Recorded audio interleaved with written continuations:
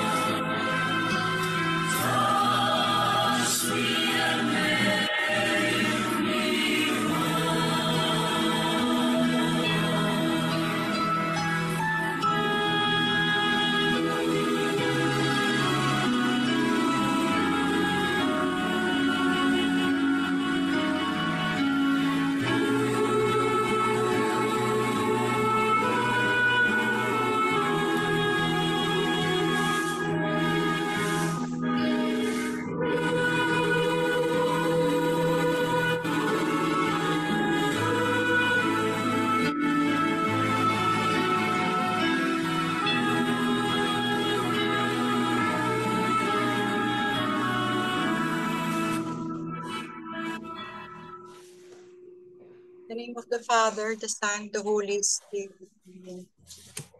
Papuri at pasasalamat sa iyo, Panginoon, para sa gabing ito, sa umagang ito. Panginoon, nagpupuri ang aming mga puso sa iyong pagmamahal, sa iyong kabutihan. Nawa, Panginoon, patuloy mong gamitin ang grupo na ito, San Martin, CFG, CFPG, bawat isa para sa iyong kapurihan, upang patuloy mo kaming gamitin upang maipakalat ang iyong salita. Panginoon, maraming salamat sa pagkakataon na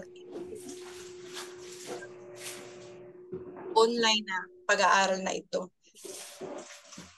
Patuloy mo kami, Panginoon. Continue to bless us, continue to nourish us, continue to us, continue to empower us, Lord God. We ask for the presence of the Holy Spirit, Lord Jesus. Lord, we up to you, our first timer. I-bless niyo po siya, 10 ng kanyang pamilya, Panginoon. Bigyan niyo po siya ng special blessing, Lord God. Yes, Ganun din po, Jesus. Thank you, Lord Jesus. Panginoon. Thank you, Jesus. Nawa, ang pag-aaral namin ngayong gabi ay maging daan muli para sa aming patuloy na pagbabago, patuloy na pagsasabuhay ng mga salita mo. Maraming salamat, Panginoon. Lahat pong ito ay tinataas namin sa pangalan ni Jesus at ng Birheng Maria. Amen. The name of the Father, the Son, wait, amen. Good evening po ulit. Ang ating pong magbabasa ay ang mga kagandahan mula sa mga pastrana. Praise Jesus. Hello, good evening po. Good evening. Good evening. Prayer before the presence of God. In the name of the Father, and of the Son, and of the Holy Spirit. Amen. We place ourselves in your presence, O God, and unite ourselves with our Lord Jesus Christ. We are our Lord's members to form his mystical body as God has made him head over all the church, which is his body and the fullness of him who fills all in all. From Ephesians chapter 1, verse 23. Our union with Jesus is the means of growing in your love, O God, and of giving ourselves to him, like our Lord who spent the whole night in prayer. From Luke chapter 6, verse 12. We withdraw to the inner sanctuary of our hearts to pray in secret to you. But whenever you pray, go into your room and shut the door and pray to your Father who is in secret, and your Father who sees in secret will reward you. From Matthew chapter 6, verse 6. Our conversation with you from day to day will make our union with Jesus more intimate, tender, affectionate, and habitual. And we shall be transformed into him. He who abides in me and I in him, the same bears much fruit. From John chapter 15, verse 5. Like the sponge by the water, we drink of his fullness and are fermented by it. Let anyone who is thirsty come to me, and let the one who believes in me drink. As the scripture has said, out of the believer's heart shall flow rivers of living water. From John chapter 7, verses 37 to 38. We give our lives to you, O Jesus, so that you may have an increase in us. He must increase, but I must decrease. From John chapter 3, verse 30. Through you, O Jesus, with you and in you, we receive all spiritual blessings. Blessed be the God and Father of our Lord Jesus Christ, who has blessed us in Christ with every spiritual blessing in the heavenly places. From Ephesians chapter 1, verse 3. Thus, having received from you all things through Jesus we give glory to you. Through Jesus, we ask further graces, and through Jesus, we perform all our acts. For through him, we have access in one spirit to the Father. From Ephesians chapter 2, verse 18.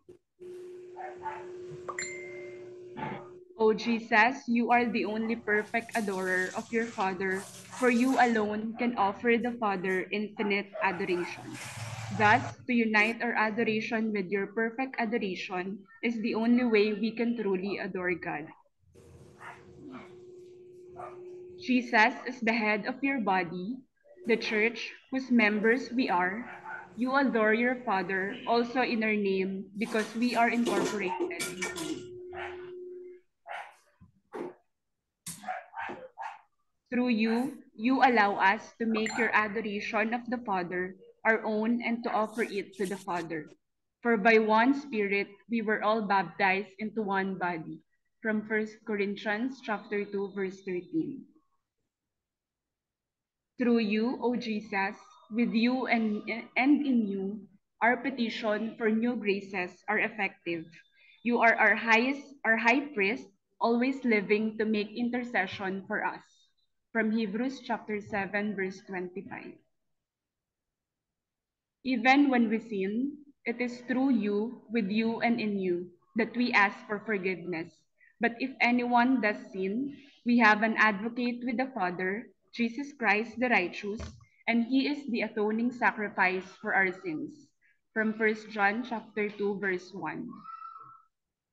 Through you, O Jesus, with you and in you, Our poor prayers united with your perfect prayers of infinite merits are precious to the Father and are certain of being granted.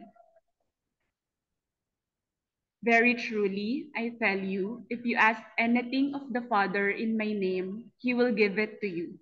From John chapter 16, verse 23.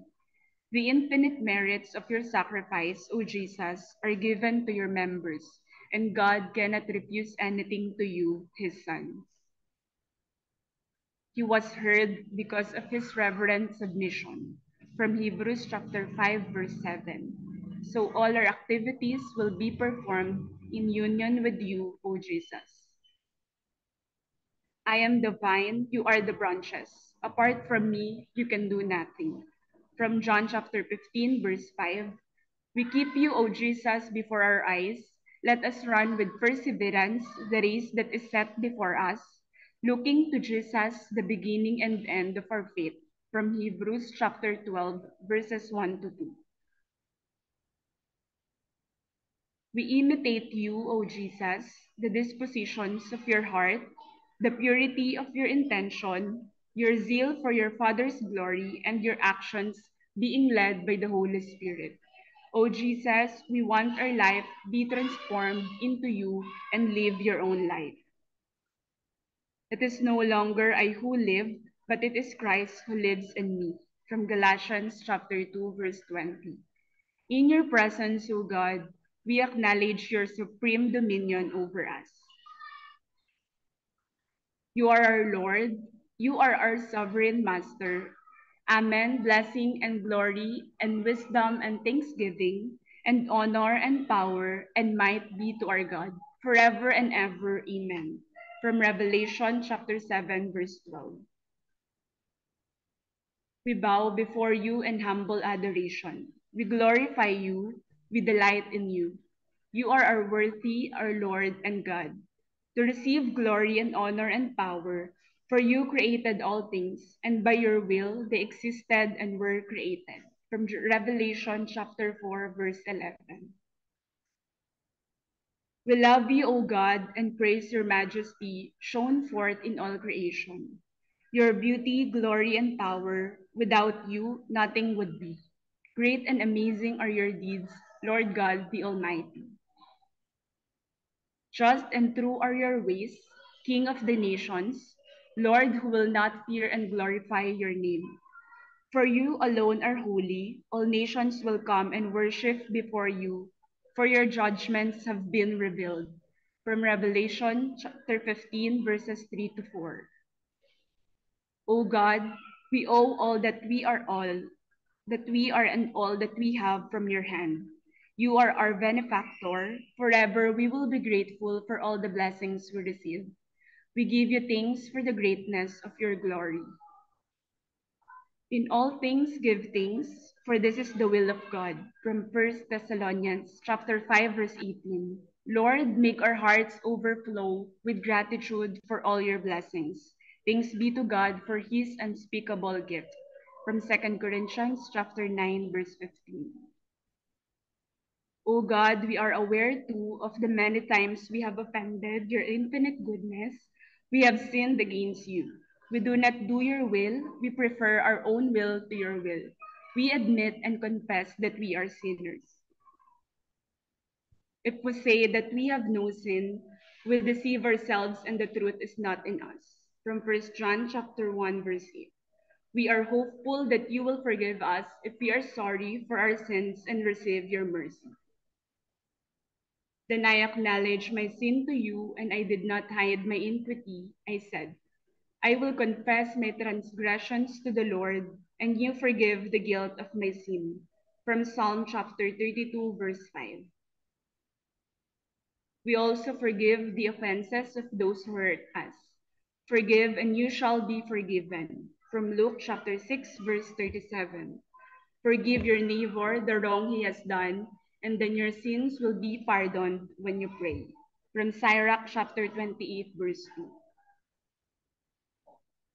O God, protect us from evil thoughts that attack us and draw us toward evil. Evil thoughts make us sick interiorly. Free us from the vices that hold us captive and make us restless. Fill our minds with good thoughts.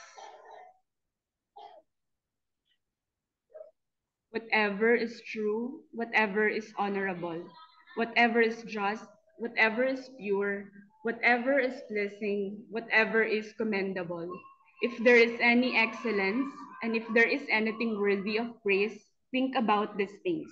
From Philippians chapter 4, verse 8. Heal us, Lord, heal our spirit.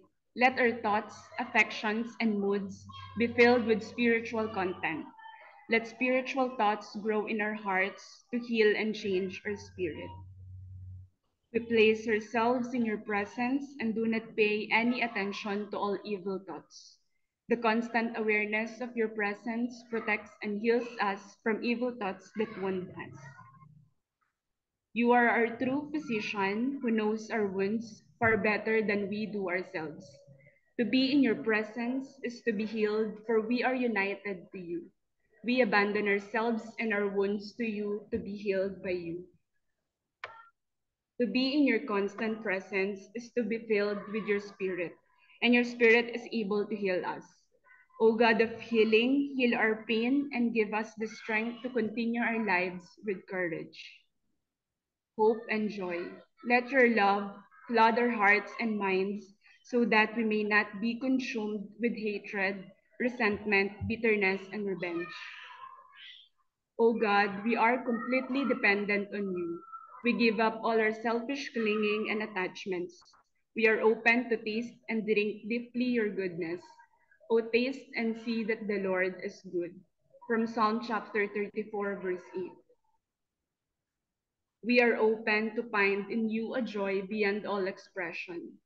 Although you have not seen him, you love him, and even though you do not see him now, you believe in him and rejoice with an indescribable and glorious joy. From 1 Peter chapter 1, verse 18. We are open just to focus our attention on you as you prepare us for us a place in your Father's house. Do not let your hearts be troubled. Believe in God, believe also in me. In my Father's house, there are many dwelling places. If it were not so, would I have told you that I go to prepare a place for you? And if I go and prepare a place for you, I will come again and I will take you to myself, so that where I am, there you may be also. From John chapter 14, verses 1 to 3. And as we look forward to your coming, we shall continue to work with renewed zeal, empowered by your Spirit for the spread of your kingdom here on earth.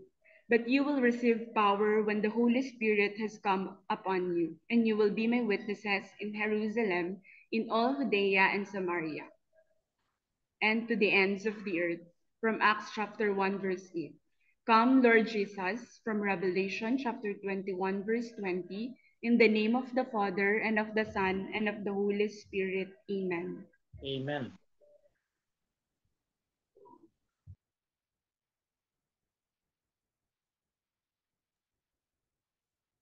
Yes, Sige. Bishop. Oo. Maraming salamat po sa nagbasa. Mabuti may panahon po kayo. Very busy na po kayo. Congratulations ulit sa mga graduates dyan at sa mga may trabaho na. Congrats. Thank you po. Oo. Maraming salamat din sa sa dumalo. Pag-pray natin kung gagamitin kay ni Lord sa naik. Kung nanaisin ni Lord, baka siguro next year, bago mag-Holy Week o after Holy Week, magkaroon tayo dyan ng Catholic Life in the Spirit Seminar, sa naik, no? Oo, kung papayagan ni Lord before Holy Week or after Holy Week, no? Pwede maging extension yan ng diocese ni Bishop Lito. Magkakaroon ng isang parokya sa naik, si Bishop Lito. Kung nanaisin ni Lord yan, kung ayun po yung plano ni Lord para sa diocese ni Bishop Lito. Yung ginawa ko pong sample lang po to ng prayer. Mapansin nyo, kahaba, no? At maraming mga biblical verses. Ito yung sinare lang naalala nyo sinare sa atin ni Ate Emily, nung structure ng Acts ACTS, no? Adoration, confession, thanksgiving, and supplication. At si Brother Dennis, nagdagdag siya sa huli, intercession, intercessory prayer, no? Kaya, ang naiisip ko rito, so itong mga prayer na to, lahat po ng parte, nandoon po yun, no? Isang example lang to, pwede po kayong gumawa kahit anong klaseng example, pag may mga grupo na nagtitipon ng prayer meeting, no? Lalo in the presence of the Blessed Sacrament, para yung mga tao, kasi mga iba hindi marunong ano gagawin, pag-upo sa Blessed Sacrament, holy hour, 1 hour, hindi alam kung ano gagawin. No? Kaya sa Blessed Sacrament, wala pa silang 3 minutes o 5 minutes, uneasy na sila. Wala na silang, hindi na alam kung ano gagawin nila. Kung ano mapapasok sa isipan. Kaya ito, itong prayer na to, kung mabibigyan ng kopya ang mga dadalo, kung matranslate ko to sa Tagalog, para ma-practice po natin, Bishop Lito, yung Holy Hour. Kahit once a week, magkaroon tayo ng Holy Hour sa ating diocese, no? Kaya, pero dahil ano nga, wala akong kakayahan pang gumawa na dahil masyado pang maraming ginagawa, baka next year po siguro, magkaroon po tayo sa programa natin sa diocese na once a week magkaroon tayo ng Holy Hour. At ito po isang format lang. Maraming klase yung format, no?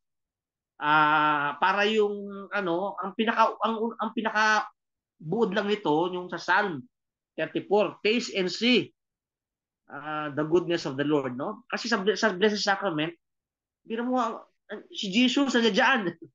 No? Kaya we are joyful in the presence of Jesus, no? Mga iba, hindi na kung gagawin sa Blessed Sacrament. Nalilito o naboboard o hindi na kung gagawin.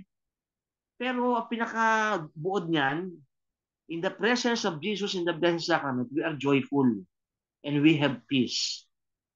No? Laging tinatanong ni dalawang beses na naitanong sa atin ni Sister Karina, paano natin malaman kung may relasyon na tayo sa Diyos? Kung may relationship na tayo sa God the Father, may relation na tayo kay Jesus, may relation tayo sa Holy Spirit. Noon, ang sinagot ko po, Sister Karina, kung aktibo po yung Espiritu Santo sa atin, sapagkat ang Espiritu Santo ay pag-ibig ng Ama at Anak. Kaya kung nagkakaroon tayo ng pag-ibig sa Diyos at sa ating kapwa, isang paraan po yun para malaman natin na may relasyon tayo sa Panginoon na. Pero sa ngayong gabi, siguro dagdagan natin yung sagot natin doon.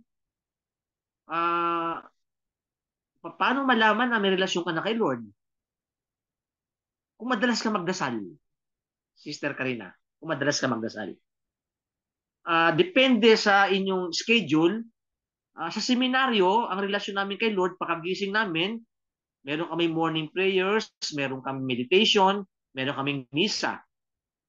Tapos sa buong araw, nag-aaral kami o pinag-aaral namin si Lord, kaya Bible study kami. At ano rin kami, ginagawa rin namin, nagbabasa kami ng mga spiritual readings, no? Yung katulad kayo, o ngayon siguro, nanonood ng mga TikTok, no? Kay Bishop Tagle. Oo, spiritual reading po yun. Kung wala tayong spiritual reading, spiritual watching, no? Nanonood tayo kay Bishop Tagle, o yung mga pinapadala nating mga spiritual insights sa mga messenger natin, ayun ang way para malaman. Kung nagbibigay ka na ng time for prayer, nagbibigay ka ng time para kay Lord, nalalaman mo na may relasyon ka na sa Kanya. No? Ganun po yun. Tapos, sa tanghali, ginagawa namin, nagdadasal kami sa Blessed Sacrament, tapos iniisip namin kung may nagawa kami pagkukulang kay Lord nung umagang yun, at kung nagawa namin para kay Lord. O sa hapon, kahit natutulog kami, sinabi ni Lord sa 1 Corinthians 10:31, whatever you do, whether you eat or drink, do it for the glory of God. Kaya kahit sa pagtulog, sa pagkain, ay inaari sa Panginoon yun. Tapos sa hapon, dasal uli kami. Sa gabi, examination of conscience, kung paano natin na-please si Lord the whole day, ano yung pagkukulang natin kay Lord. It will take on examination of conscience. Wala pang 3 minutes yan eh. Tapos matulog na tayo, evening prayers natin. So, the more you pray, the more it is shown you're being a witness that you have a personal relationship with the Lord. Of course, there is nothing more personal than receiving Jesus in the Eucharist. No, lagi ko po sinasabi yan kahit kanino, whether kasi every Saturday, every morning, in-invite ako ng isang grupo, isang classmate ko dati. Sabihin nyo kung may tanong agad kayo ha, ipasok nyo agad ha. Oo. Kasi tungkol na sa prayer to eh. Dumadalo ko every Saturday, 9 o'clock, mga 2 hours. Alpha series. Yung Alpha series, ano po yan eh, interdenominational na parang prayer meeting, prayer series. Oo, may mga protestante dyan, may born again, may katoliko, ganun. Isang program yan sa States. Ang format kasi niyan, mga tao sa States, yung mga iba, wala na interest sa Diyos eh. Doon, nag-share. Kung protestante siya, nag-share siya. Ako, katoliko, nag-share ako. Ina-emphasize nila yung personal relationship with Jesus. So, pinaliwanag ko, nag-share yung personal relationship kay Jesus. Nung paliwanag ko ngayon, kay Sister Karina, na kung if you have more time in prayer, naiisip mo si Jesus, tinitignan mo siya sa mga TikTok o sa mga YouTube, mga misa, mga attend ka, nalalaman mo na meron ka ng personal relationship with Jesus. Kasi may time ka na. Yung isip mo at minsan pag-uusapan mo si Jesus sa salita at yung ginagawa mo para kay Jesus, may personal relationship para kay Jesus. At sinasabi ko sa kanila, as a Catholic, sabi ko, there is nothing more personal than receiving Jesus in Holy Communion. Kasi I receive my God. No, pinaka-personal na yan eh. Wala nang hihigit pa sa pagka-personal yan. Wala nang hihigit pa dyan. Kaya itong prayer na to, na sinample ko lang ng prayer before the Blessed Sacrament, the presence of God. Ayan po ang personal relation with Jesus. Kaya minsan di natin maintindihan yung mga mongha, mga monk. They spend every day sa Blessed Sacrament. No? Ang sinabi ni Saint Teresa of Avila, si Saint Teresa of Avila, pag nasa Blessed Sacrament siya, lagi siya may dalang Bible, tsaka spiritual book, o lives ng saints. Kasi, kunyari, wala siyang fervor, o tinatamad na siya, o yung kanyang mind napupunta sa ibang bagay, gagawin niya, babasa siya ng ibang scriptural passages. Kumbaga sa ginawa ko, mga scriptural passages. No? Pag na-print ko to, ay isi-share ko to sa bawat miyembro. Para pala sa Blessed Sacrament kayo, at medyo nawawala na kayo, 5 minutes pa lang, di nyo naman kung gagawin nyo, makikita nyo mga Bible verses, tapos uli kayo, mabubuhay uli, no? So, isang method to ng pag nasa Blessed Sacrament ka, no? Pero yung mga ibang tao, yung malalim ng spirituality, wala na ito eh. Wala nang ganito. Yung parang yung isang magsasaka na nakita ni St. John Vianney tuwing hapon, isang oras, walang ginagawa, tumitingin lang sa Blessed Sacrament. Tinanong niya, anong ginagawa mo? Kami wala. Hindi, ano tinitingnan mo dyan? Tinitingnan ako ni Jesus eh. Kaya tinitingnan ko din siya. Ibang malalim na spirituality na yan. Gift yun. Pero tayo na hindi ganun kalalim, kailangan natin mga Bible verses. No? Dito yung Acts, ina-adore natin si Jesus, nagko-confess tayo sa ating mga kasalanan, nagkapasalamat tayo, nagpe-pray tayo for supplication, tapos meron tayo intercession. No? So isang example lang to, no? Hindi kahit kayo pwedeng gumawa nito, no? Siguro din yung mga bagong guest natin dito, kung meron po kayo Messenger o Facebook, makipag-friend po kayo kay Sister Jessica. Kasi yung ginagawa po namin, nagsishare po kami ng mga magandang spiritual tungkol sa Catholic faith. Na minsan may nakita kami kunyari sa mari hindi kayo interesado, pinapadalan lang kayo. O mari hindi kayo interesado, pero okay lang. Hindi nyo ganun basahin o hindi nyo titignan, okay lang yon. Ang mahalaga po, ang bawat isa po ngayon ay may commitment na kung may nakitang, parang ginagawa ni Bishop Lito, ang mga passages sa Bible, yung mga lessons, ginagawa niya yun, oo, ganun. Maganda rin, oo, maganda rin po, Bishop Lito, yung mga ibang lessons sa Tagalog. Kasi maraming mga tao rin na mas naiintindihan ng Tagalog, no? Parang ito, yung sa akin, ginawa kong English, pero next time, gagawin kong Tagalog to, no?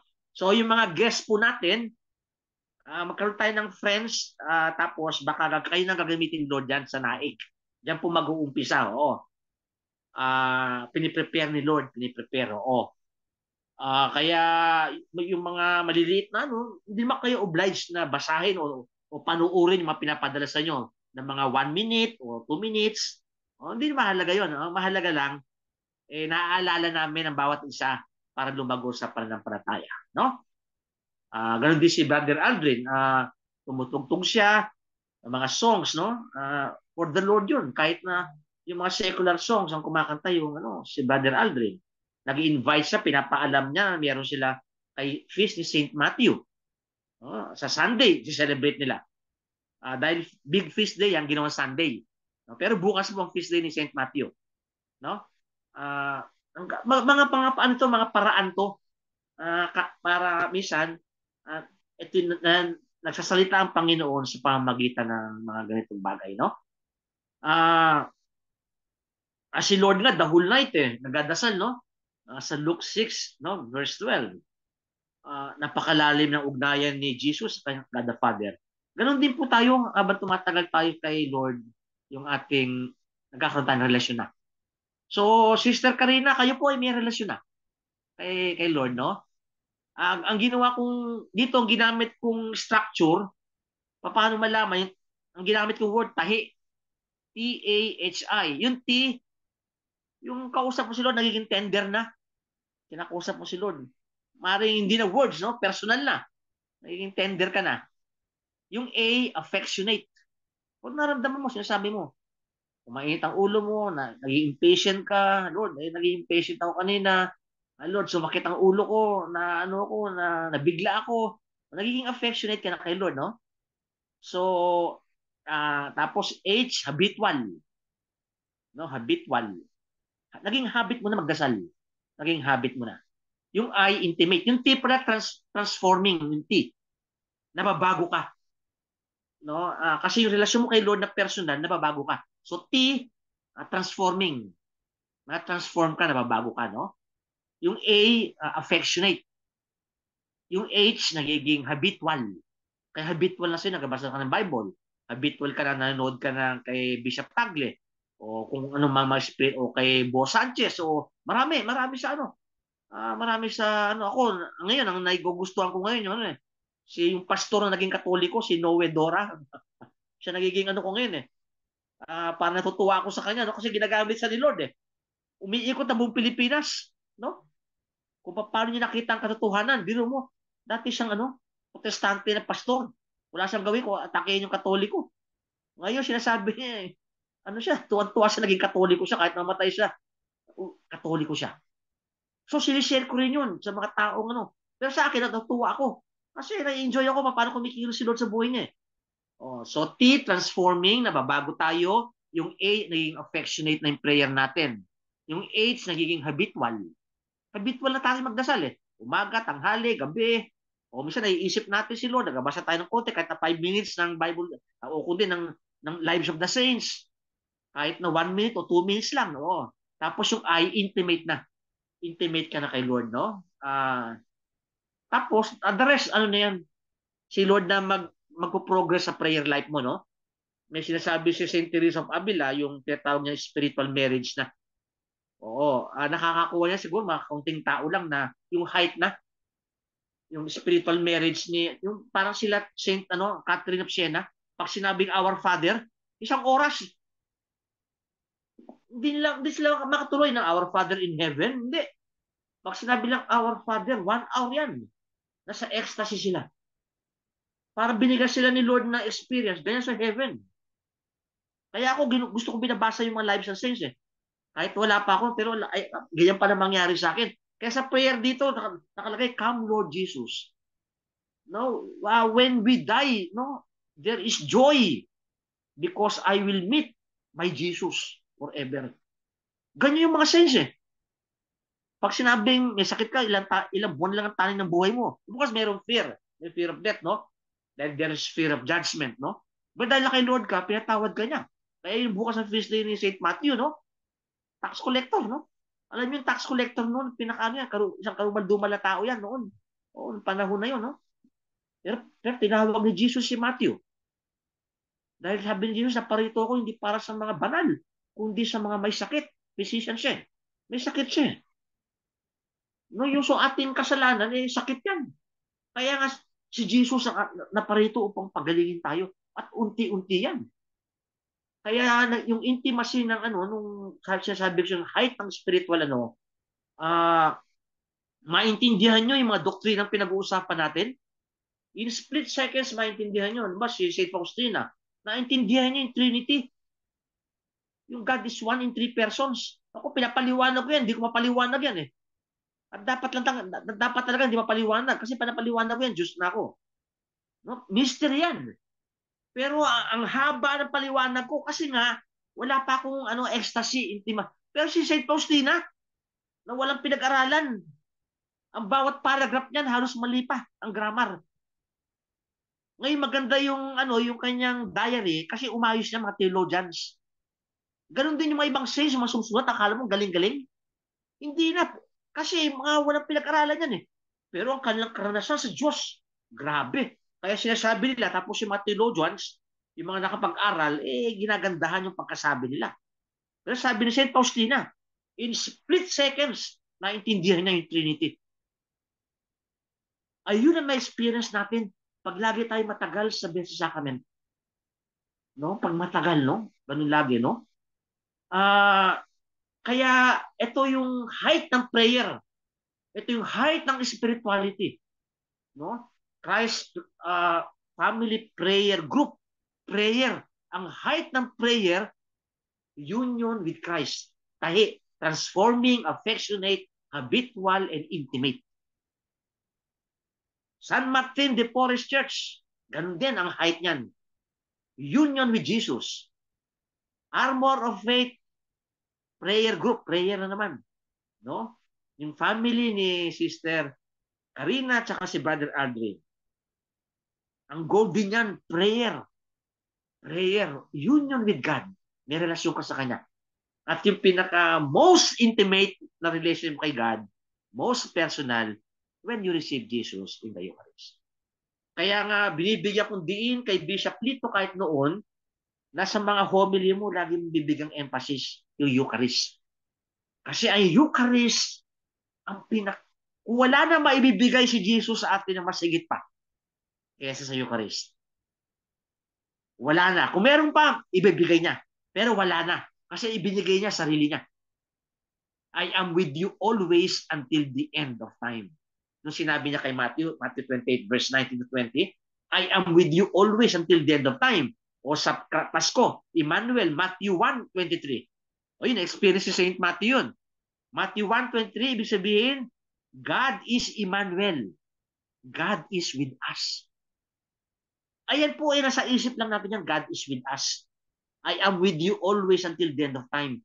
Pero sa prayer, in front of the Blessed Sacrament, especially when we receive Jesus in the Eucharist, maranasan mo, I am with you always until the end of time. At mabait si Lord, alam niyo po, paminsan-minsan, pag nag-iisa ka sa bahay o sa opisina mo, biglang papadama niya sa yung presence niya. O, ganun kabait si Lord eh. Hindi lang yung times of prayer. Even minsan nakasakay ka sa bus o nakasakay ka sa Grab. Wala pa sa atin, maramdaman mo si Lord, no? Thank you Lord, no? Naramdaman mo siya. Oo, na kasama kita lagi, I am with you always. Real na sa'yo kasi tahi, transforming, affectionate, habitual, intimate na kayo ni Lord, no? Kaya, ayan po ang end ng ating lahat ng ginagawa. Itong prayer study, Bible sharing, lahat po maging ang tayo, union with Jesus, no? Kaya ayun din po yung sa natin kaya sa mga taga-naik, gagamitin kayo ni Lord, makilala nila kung sino si Jesus. Oo. Ayan lang po kung bakit may mission tayo. Gusto natin makilala si Jesus. Gusto nating paglingkuran nila si Jesus. Gusto natin mahalin nila si Jesus. Paano yung may nakakaalam na kay Jesus? Paano yung naglilingkod na kay Jesus? Paano yung nagmamahal na kay Jesus? Ang sagot natin dyan, kung sila alam nila si Jesus, nagmamahal na sila, taglilingkod, mas higit natin paalam kung sino si Jesus. Kaya meron tayong Bible study. Mas higit pa natin paalam kung sino si Jesus. Kung tayo naglilingkod na kay Jesus, mas higit pa natin paglingkuran si Jesus. Kung nagmamahal na tayo kay Jesus, higit pa natin siyang mahalin si Jesus. No? Kasi when you love Jesus, you also love the Father and the Holy Spirit. Kasi magkakasama po yan. Halimbawa, when you receive Jesus in the Eucharist, You also receive the Father and the Holy Spirit kasi hindi po nagkakahiwalayan eh. Hindi po nagkakahiwalayan. Oo, kaya mga iba, may kulto. Di ba, naikwento ko minsan no, sa Tagaytay, may kulto. Bibigyan ka ng communion, 3. Sabi ko, hindi na kailangan. Kasi nandiyan yung Father, Son, Holy Spirit. Bibigay siya yung communion, 3. O, sabi ko, maling pagtuturo, maling pag-aaral. Kaya may Bible study tayo para yung makamalian na may-correct. Halimbawa, when we adore Jesus of Blessed Sacrament, kasama na yung Father, Son, and Holy Spirit. Kasama yan eh. Hindi pwede magkahiwalayan. Oo. Ngayon may heresy. Ang pinako rin yung Father at Holy Spirit. Ay, hindi, heresy yun. Ang pinako lang si Jesus, no? So, ayan po yung purpose ng Bible study natin. Bakit may doctrinal? Para medyo malinis yung kung paano ipinakilala ni Jesus ang kanyang sarili. No? Paano pinakilala ni Jesus ang kanyang sarili. Kaya nakakatalo po yan sa interpretation, no? Kaya binigay ni Jesus sa simbahan para sa tamang interpretasyon, no? 1 Timoteo 3 verses 15 to 16. Ang sinabi ni Jesus, the church is the pillar and foundation of truth. Ginagamit yan ni Brother Eli Soriano, namatay na. Pero yung ginagamit niya yun para sa kanyang sarili. Pero yung sinasabi simbahan doon, katolikong simbahan yun. Kasi nung panahon na yun, wala pang dating daan. So, nung sinabi ni San Pablo, the church is the pillar and foundation of truth, lahat ng mga protestante sa ibang sekta, sinasabi lang sila yun. Dahil sila simbahan eh. Hindi, wala pa naman ng panahon na yung simbahan nila. Iglesia ni Cristo, 1914 lang yan eh. Nung sinabi ni Jesus, hindi para sa 1914. Sinabi ni Jesus yung panahon ng mga apostoles at ang simbahan na ay katolikong simbahan. Sinabi ni Jesus yun. Tapos, kaya si Jesus, ang iniwan niya hindi Bible. Ang iniwan niya ay simbahan. Kasi wala pang Biblia noon eh. Na ano lang yung Bible nung year 392. Ang iniwan ni Jesus ay kanyang simbahan. No? Sige po, kung may mga tanong po kayo, pasok niyo po. Dahil medyo, para ako lang nagbibigay ng homily. Remind Ayun ko po. yung ABC sa sharing, yung audible, malinaw, brief, see Christ-centered. This is not about us. This is about Christ. Ayun, so, sino po gusto mag-share? Sister Emily. Nakamute. Babalik lang ako sa Blessed Sacrament. Kasi, Bishop, member ako ng postulado ng panalangin, Apostleship of Prayer.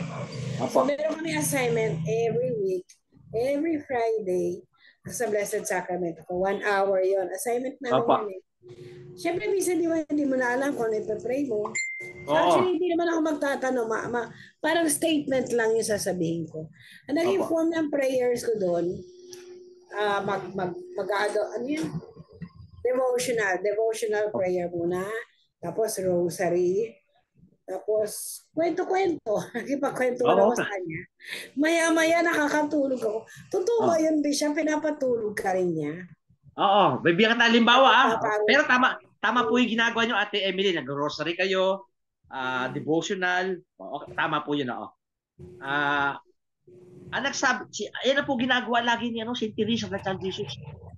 Sabi niya, Jesus, mahal na mahal kita. Pero sa Blessed Sacrament, lagi akong tulog. Tandaan nyo, St. Teresa of the Child Jesus. Pinamatay siya, 24 years old. Paborito ko yan, santo rin yan eh. Yung libro niya, The Story of a Soul. Ilang beses ko po binasa yun eh. Sabi niya, Jesus, lagi akong tutulog sa Blessed Sacrament. Natutuwa ka ba, Jesus? Tanong niya kasi she always wants to please Jesus. Natutuwa ka ba? Ano mo sinagot ni Jesus? Kasi si St. Teresa of the Child Jesus, very close sa kanyang papa. Yung papa niya nga pala, tsaka yung kanyang nanay, saint na. Oo. Yung papa niya, lagi siya nasa lap ng tatay niya. Nasa lap, natutulog. At yung tatay niya, masayang-masaya. Dahil yung baby niya si Teresa, natutulog sa lap niya. Kasi si Teresa, sarap natutulog sa lap ng kanyang tatay. Sinabi ni Jesus sa kanya, ganyan din ang pakiramdam ko para sa Blessed Sacrament ka. Natutulog ka sa aking presensya at masaya ako. At ikaw masaya na nakatulog ka sa presensya ko. Kaya wag po kayo mabadal ko kaya nakatulog. Ako rin po nakatulog. No? Dahil pagod na pagod ako minsan. Pupunta ako sa sa Blessed Sacrament. Minsan pupunta ako sa Quiapo, sa Santa Cruz Church o sa malapit sa Cubao, yung may simbahan doon. Nakakatulog ako lagi. Mga 15 minutes. Pero pagkagising ko, magandang pakiramdam ko. So hindi po okay lang po 'yun, no? So kung may magsabi po na kasi mga iba ginagamit nila yung isang example ni Jesus yung mga apostoles natulog sa Gethsemane. 'Di ba? Sinabi ni Jesus hindi ba kayo magigising kahit isang oras man lang para sa akin? Kasi natulog sila. Mga iba yung ginagamit ng para hindi po wag niyo po gagamitin 'yun, kasi gusto ni Jesus na natutulog kayo sa presensya niya. No? Kahit sa rosary, no? Pag nag-rosary ka, nakakatulog kayo. Ako, pag di ako nakakatulog, nag-rosary ako mga ibang pare, sabihin wag.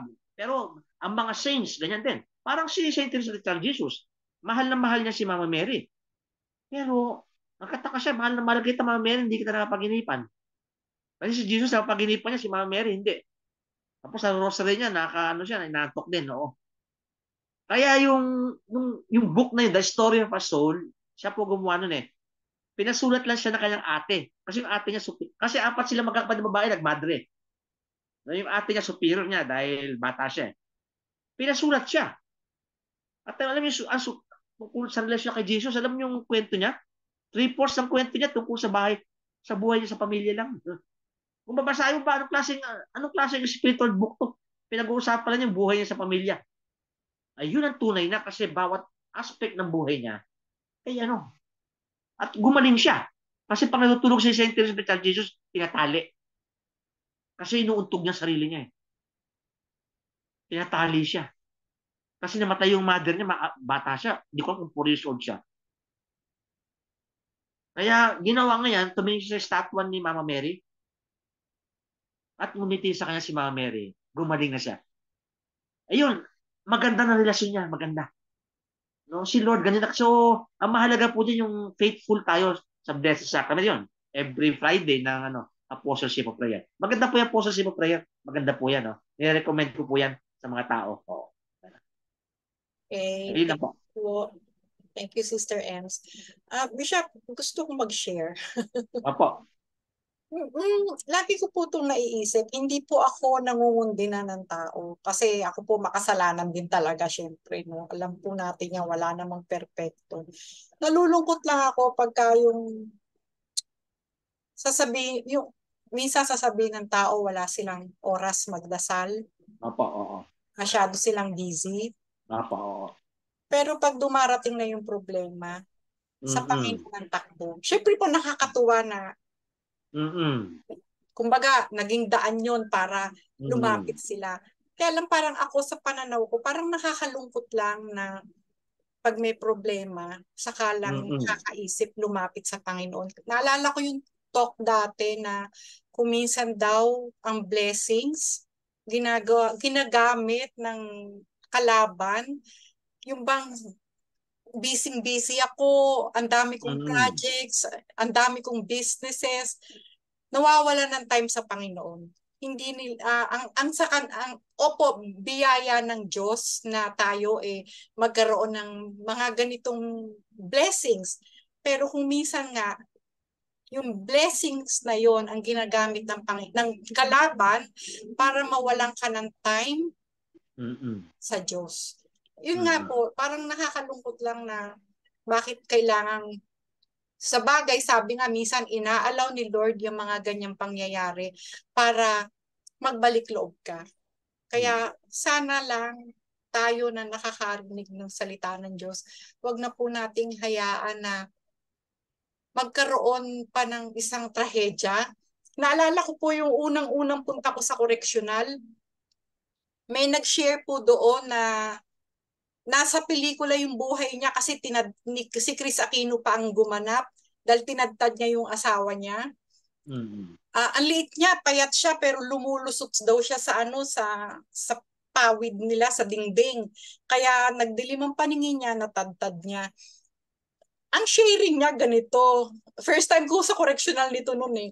Sabi niya, nagpapasalamat siya sa Diyos kasi napunta siya sa kulungan dahil yun ang naging daan para makilala niya Panginoon. Talagang sabi ko sa sarili ko, maiyak-iyak ako, Lord, kilala na kita, hindi ko kailangang makulong.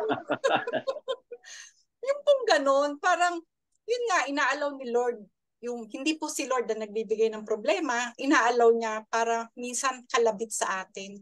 Kaya tayo na nakakarinig, sana wag na nating hayaan pa na magkaroon pa ng masakit na pangyayari para lang magbalik loob tayo o para lang makipag-usap tayo lagi sa Panginoon. Yun lang po gusto ko i-share.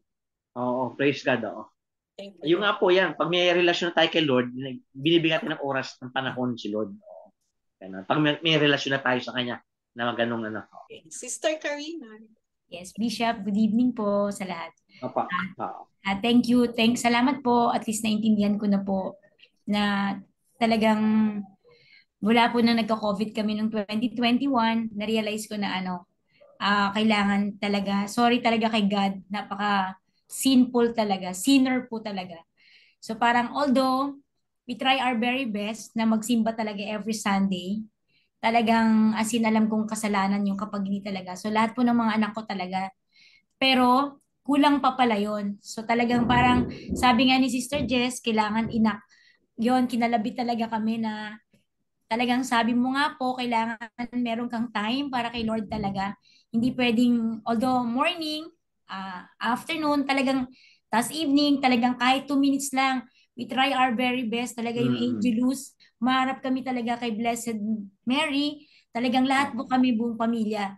Tinatry po talaga namin yon. Sabi ko, oy, 2 minutes lang to, makipag-usap tayo kay Mama Mary. So lahat po talaga kami nagpe-pray, kahit although hindi naman yun mahaba, Angelus, pero na napakahalaga po nun. Nare-read ko rin po sa mga sinasabi niyo po tungkol sa mga Angelus. Pero yung tanong ko lang po, Bishop, today, is yung Eucharist ba? Ano ba yung parang, is it about sa Mass? Or is it, paano ba siya ipapaliwanag pag sinabing? Kasi po meron po kayo na shared regarding sa Eucharist. Isa sa mga reels. So, paano po ba yun mapapaliwanag? Yung parang kailangan meron ka nun o kailangan attend mo yun? Yun lang po na question. Oo. Yung Eucharist po kasi, ayan po yung yung total giving ni Jesus sa atin. Ang ibig sabihin ng Eucharist, Greek word po yan na ginawang English Eucharist. Ibig sabihin po niya thanksgiving, pasalamat. Nagpapasalamat yung kanyang prayer, kayong misa highest form of prayer. Kasi nagpe-pray mismo si Jesus sa Father niya. Naibahagi ko ata sa inyo noon, hindi ko binababa ang ibang prayers, pero kahit na 1,000 rosary, hindi po makatumbas yan sa isang misa. Kasi ang rosary, nagdadasal tayo. Sa misa, ang nagdadasal si Jesus. Ang ginagawa na parang sa misa tayo nagdadasal, pero actually hindi. Isinasama ka na ni Jesus sa prayer niya to the Father. Kasi ang misa po, patungo po yan sa Ama. Kaya lahat po ng prayer sa misa, puro sa Father yan. No? Lord, dasal siya. Tapos, we ask this through Christ. Tapos, in the power of the Spirit. Lagi pong direct siya sa Father. Nagdadasal po niya si Jesus. No? So, yung misa, nung inalay niya yan, para sa ating kapatawaran ng kasalanan. Sinabi niya sa Matthew 26 verse 26, ang daling tandaan, no? Matthew 26:26, this is the blood of the new covenant which will be shed for the forgiveness of your sins. Kaya sa Eucharist, ibinigay niya sa kanya sarili para sa ating kapatawaran. Kaya pag tinanggap natin si Jesus, talagang tayo, complete talaga yan. Hindi natin na-realize eh. Kaya minsan nga, merong mga tao lumalabas agad bago may kwento yung mga saints eh. Si Saint, Philip Neri. Sige, 1 minute na lang, no? Malapit tayo. May mga tao, hindi pa tapos yung blessing ng pare, nagkatakbuhan sa misa para hindi pa tapos. Ang ginawa ni Philip Neri, tinawag niya yung dalawang sakristan niya. Magdala kayong kandila, sundan yung taong lumabas. Nagulat yung mga tao, bakit? Sabi niya, nasa iyo si Jesus. Kaya ino-honor ko, kaya bigyan mo ng time si Jesus. Naniniwala ka ba na si Jesus ang tinanggap mo? Mga iba kasi hindi naniniwala na si Jesus yun. Pag na-realize mo na si Jesus ang tinatanggap mo, mag-iiba na po pananaw nyo sa communion. Yung Blessed Sacrament, nung sinasamba natin, extension lang po yan. Dahil si Jesus na sa atin,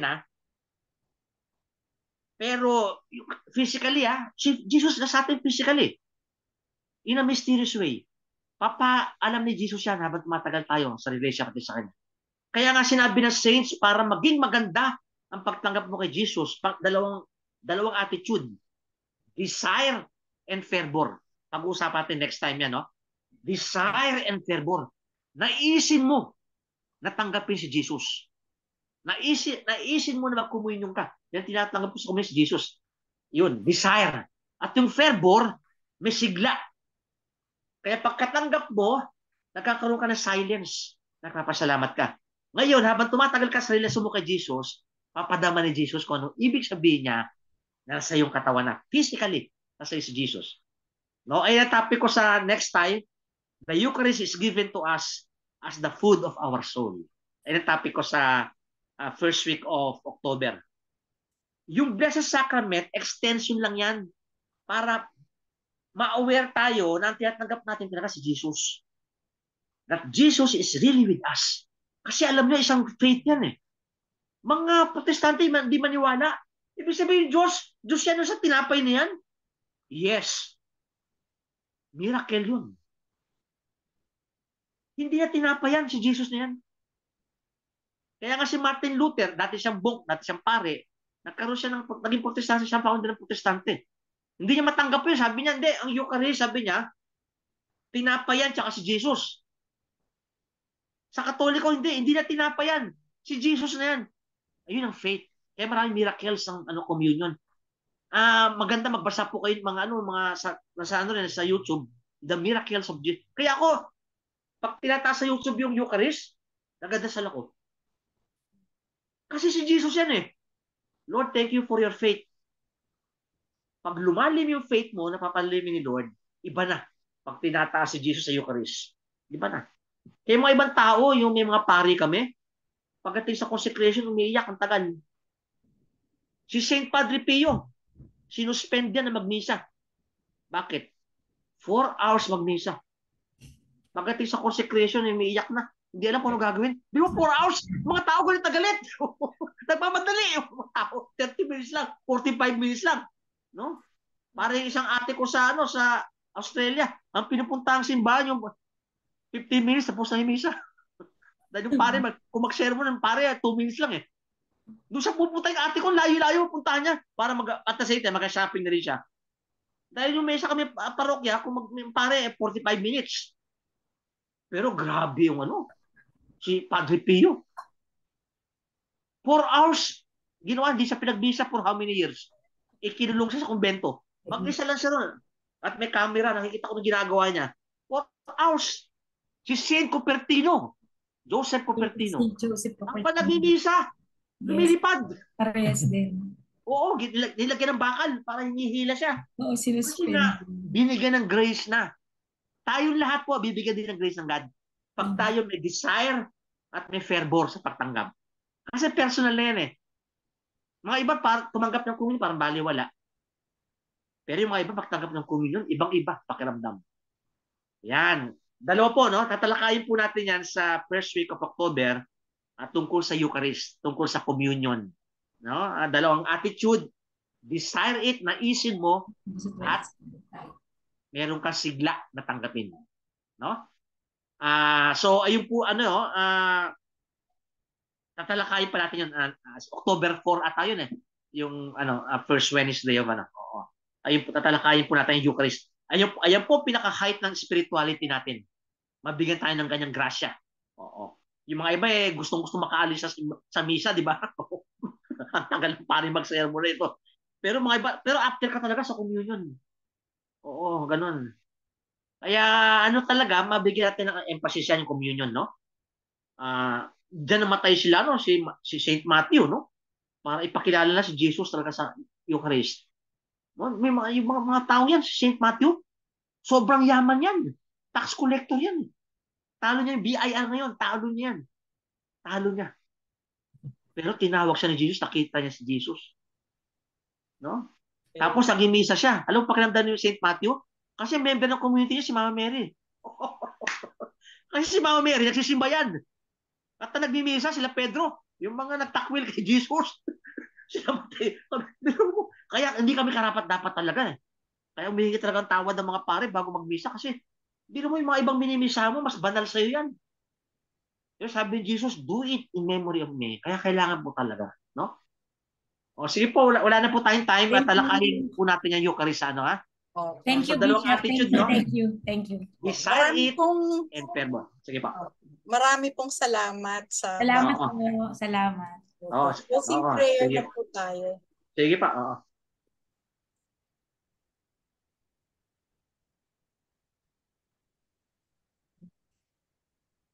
In the name of the Father, the Son, the Holy Spirit. Amen. Father God, thank you that we are a family in Christ. Thank you for this group. May we bestow Christ's abounding goodness upon our families, friends, and colleagues. May the things you have revealed and thoughts that we have shared dwell in our hearts and steer us to action. Give us the boldness to share your word, love, and compassion. Father, heal our land. Bless the poor and the clergies. Bless all the members, families, and attendees of Christ's Family Prayer Group. Grant us peace, protection, guidance, provisions, and good health. All this we pray and thank you, Father, in Jesus' mighty name, through the intercession of Mama Mary. Amen. Amen. Ang pagpapala ng Panginoon ay mapasa amin, Panginoon, sa aming buhay, lahat po na dumalo at mga hindi po nakadalo. The Lord be with you and with your spirit. May Almighty God bless you with every blessing of heaven and earth in the name of the Father and of the Son and of the Holy Spirit. Amen. Amen. Amen. Thank you po ha. Thank you po. God bless us all. Thank you, Thank you po ha. Thank you. Okay, thank you Thank you, po ha. Bishop. Thank you very Ate G, much. thank you Ate G, Ate Edith, Yes. thank you po Tito, Brother John. thank you. Thank you po ha. Okay po, oo. Ding taga Cavite na rin ako. Oo, praise God, oo. Nakalapit lang yan, Gentry, 13, tapos po Nai. Tasma. Praise God, oo. Talagang lalawak po yung diocese ni Bishop Lito dyan, oo. Wow, yes, talaga. yes. Amen. Praise Tomorrow God, po magpapamas po kami sa St. Martin. Dadaling po namin si St. Matthew. Kasi nandito sa bahay namin, magpapamas po kami sa San Martin de Porres. Oh, praise Jesus ha. Oo, Yes. Dadaling po namin si St. Matthew doon. Tomorrow po 10 o'clock. Kaya invited kayong lahat. Invited po kung sino po pwede. Kasama kami sa prayer. Bishop, tanong lang, Bishop. Naalala mo si St. Matthew siya ngayon. Kasi nirecommend sa amin ni Father Jesse, panoorin yung The Chosen. The Chosen. Ayun, napakaganda naman para. So, yung talagang makikita mo kung paano pandirian si St. Matthew. Opo, oo. Tapos ngayon, kung gaano niya kamahal, kung gaano niya minahal si Jesus. Yung Sound of Freedom. Tama ba ako? Oo, palabas po ngayon yun. Sound of Freedom, 20. Dapat panoorin ng bawat Katoliko yan. Oo. Tapos alam mo yun, Sister G. Bishop, pati yung mga kasama niyang apostoles, sila Simon, sila Andrew, pinagdidirian din siya. Kaya habang pinapanood mo, nakadistansya si St. Matthew sa kanila. Opo, ganun, no? Pero ito mo ginawa ni Lord sa buhay niya, no? Ano siya, talagang may santo siya, no? Binigay niya buhay niya. Binigay niya buhay niya kahit na martyr siya. Dahil gano'n siya minahal ni Jesus, sinuklian niya ng pagmamahal din niya kay Jesus. Ang taas ng posisyon niya. Kaya pala kami, sobrang blessed kasi nakasama namin si St. Matthew mula nung last year pa hanggang ngayon, nandito pa siya.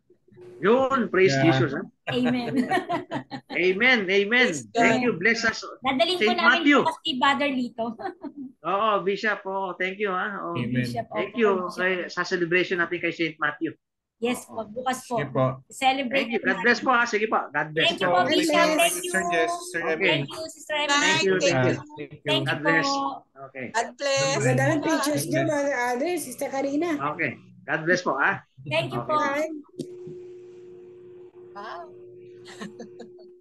5, 4, 3, 2, 2, 1. 1. Bye-bye. Bye.